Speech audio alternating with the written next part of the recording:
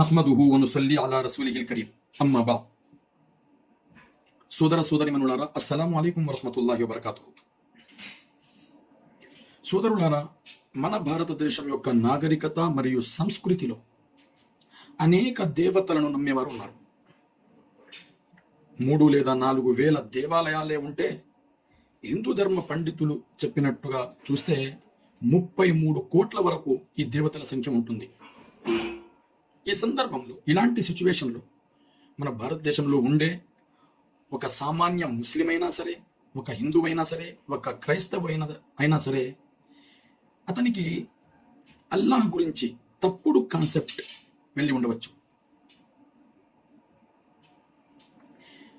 దీనివల్లనే చాలామంది అక్కడక్కడ అభిప్రాయపడుతూ ఉంటారు, చెప్తూ ఉంటారు, అల్లాహ్ కేవలం ముస్లిం యొక్క దేవుడు అని. నౌజుబిల్లా నౌజుబిల్లా నౌజుబిల్లా. అల్లాహ్ అనే దేవుడు ఒక పవిత్ర ముస్లిం లాగా టోపీ ధరించి, గడ్డం పెంచుకొని, తెలుపు లేదా ఆకుపచ్చ రంగు దుస్తులు ధరించి ఉంటాడని భావించవచ్చు. అలాగే 14 సంవత్సరాల క్రితం అరేబియా ఎడారిలో ఎక్కడో ఒక విగ్రహం వెలిసి ఉండొచ్చు, దాన్ని కాబాలో పెట్టి ఉండవచ్చు అని వారికి వారే ఊహించుకుంటున్నారు. ఎందుకు? దీంట్లో అతని తప్పేమీ లేదు. అంటే మన సంస్కృతిలో మనం ఏ దానికైతే దేవుడు అని పదం ఉపయోగిస్తున్నామో, ఇలాంటివి అన్నీ అలాగే అతను చూసి ఉంటాడు.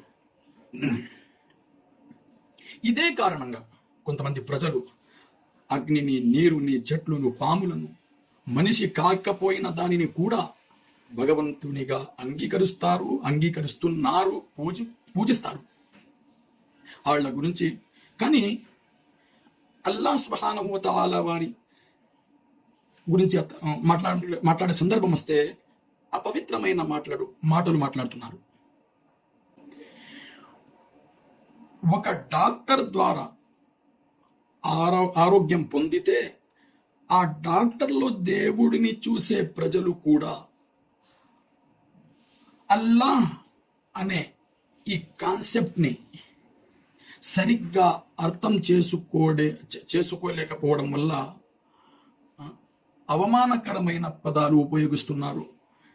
ఎలాగెలాగో యూట్యూబ్లో, సోషల్ మీడియాలో అపవిత్రమైన, అవమానకరమైన కామెంట్లు చేస్తున్నారు. ఇలాంటి సిచ్యువేషన్లో అల్లాహ్ గురించి తెలుసుకోవడం మరియు ఇతర దేవతలతో, దేవుళ్లతో, గాడ్స్లతో ఆయన మధ్య తేడాలను అర్థం చేసుకోవడం ఒక ముస్లిమైనా, ఒక క్రైస్తవుడైనా, ఒక హిందువైనా చాలా అవసరం. కేవలం పేర్లు భిన్నంగా ఉన్నందువలన అనవసరంగా అల్లాహ్ తబారక వ తఆలాని అవమానించడం సరికాదు. ఈ కాన్సెప్ట్ ప్రతి ఒక్కరికి అర్థం కావాలంటే, అల్లాహ్ మరియు ఇతర దేవుళ్ళలో డిఫరెన్స్ మీకు తెలియాలంటే, దానికి అల్లాహ్ గురించి 5 విషయాలు మనం తెలుసుకోవాలి. అల్లాహ్ తన గురించి 5 విషయాలు ఖురానే కరీంలో, సూరా ఇఖ్లాస్లో చెప్పుకున్నారు. దీంతో చాలా వరకు అల్లాహ్ అనే కాన్సెప్ట్ ఏది అనేది మనం అర్థం చేసుకోవచ్చు. దీనితో ఇతర దేవుళ్ళతో, ఇతర గాడ్స్లతో అల్లాహ్ మధ్య ఉన్న డిఫరెన్స్ అనేది తప్పకుండా, ఖచ్చితంగా మనం అర్థం చేసుకోగలం. సోదరులారా,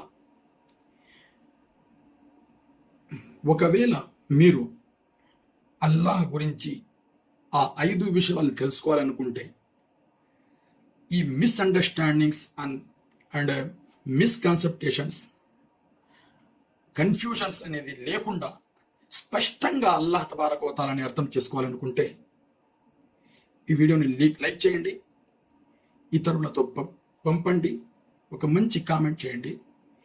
తదుపరి వీడియోలో మనం కలుద్దాం. అస్సలాము అలైకుం వరహ్మతుల్లాహ్.